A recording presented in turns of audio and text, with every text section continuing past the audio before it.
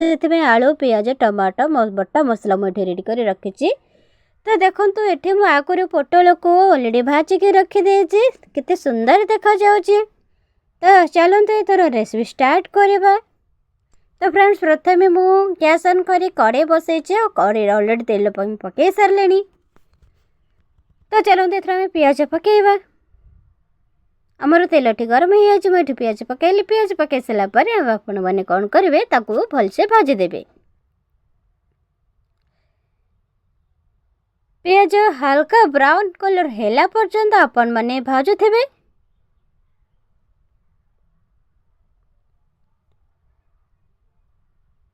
तो फाइनली ये पियाज फ्राए ही आसलानी।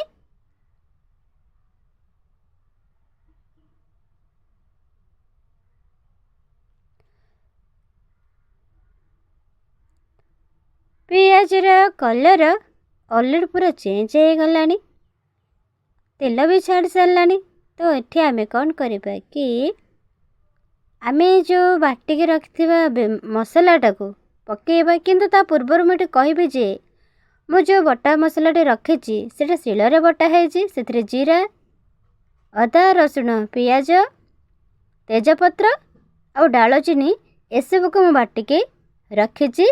एबे से बाटन को मु ऐड कली। बाटन पकई सारा पर पियाज सब भल से मिसई दबा और तार फ्लेवरटा भी बहुत सुंदर माने देखा भी जाउछ। देखंतु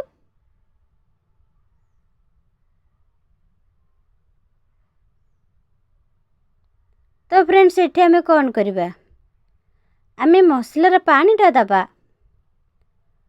जो मसला आम बाटी थिले तार पानीटा आम ये पकेबा। पकई सारापर भलसे गोली दबा। देखंतु गोली सारापर कलर पूरा केम चेंज हो। देखंतु पूरा ब्राउन कलर माने रेड कलर पूरा बहुत सुंदर देखा जाउछ। देखंतु तो फ्रेंड्स आमर ये तो मसला पूरा कषा हो गलानी। ये मु कौन करी कि 2टी बड़ साइजर टमाटो को पकईदेवी। देखो मुझे अलरेडी टमाटो पकई सारे। पकई सारापर भलसे आम गोली दबा। फ्रेंड्स ये मु हलदी गुंड लंका गुंड जीरा गुंड धनिया गुंड चिकेन मसला नहीं मुझे पकईली। मसला पकई सारापर आपण मैंने भलसे गोलई देवे। मसला पूरा गोलई देवे। देखंतु मसला गोलई सारे। मसला गोलई सारापर आम कौन करवा कि ना आमर टमाटो मेल्ट होगा हल्का आम लुण पकईदबा। आपण मैंने चाहिए एका थरे कि लुण पकईदेवे। जिते स्वाद अनुसार लुण पकई कथा पकई पारे। मुझे से करी स्वाद अनुसार लुण पकई देती। टमाटो पाइब तरकारी पाइब।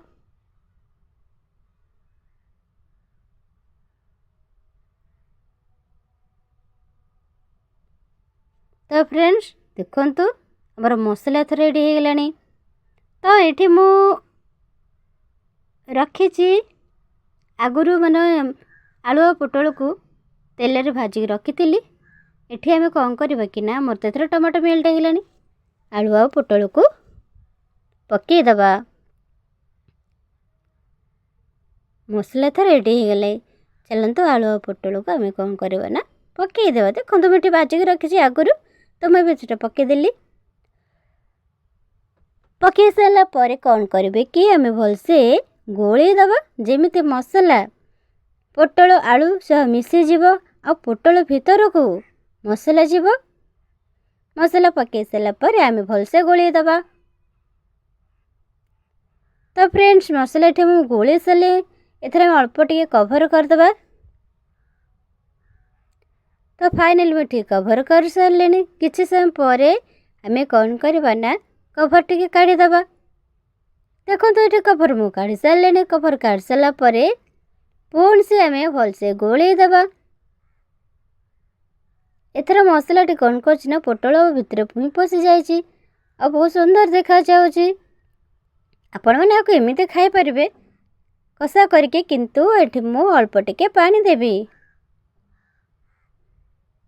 कहीं पिला मानू एमती ही भल लगे नहीं मो पिला मानू ତ ସେଥିପାଇଁ ମୁଁ ଏଠି ଗରମ ପାଣି ଆଗରୁ କରିକି ରଖିଛି। ଗରମ ପାଣି ଦେଲି, ତ ଗରମ ପାଣି ଦେଇସାରିଲାରୁ କଭର୍ କରିଥିଲି। କଭର୍ କରିବାର 5 ମିନିଟ୍ ପରେ ଦେଖନ୍ତୁ ଆମର ଏଥର ରେସିପି ପୁରା ରେଡ଼ି ହେଇଯାଇଛି। ଗ୍ରେଭି ଆଉ ବହୁତ ସୁନ୍ଦର ମଧ୍ୟ ଦେଖାଯାଉଛି। ଆପଣମାନେ ଏମିତି ହିଁ ଥରେ ବନେଇକି ଖାଆନ୍ତୁ। ଗରମ ଭାତ ଏବଂ ରୁଟି ସହ ଆପଣ ଖାଇପାରିବେ। ଆଉ ନ ଖାଇବା ଲୋକ ଆଙ୍ଗୁଳି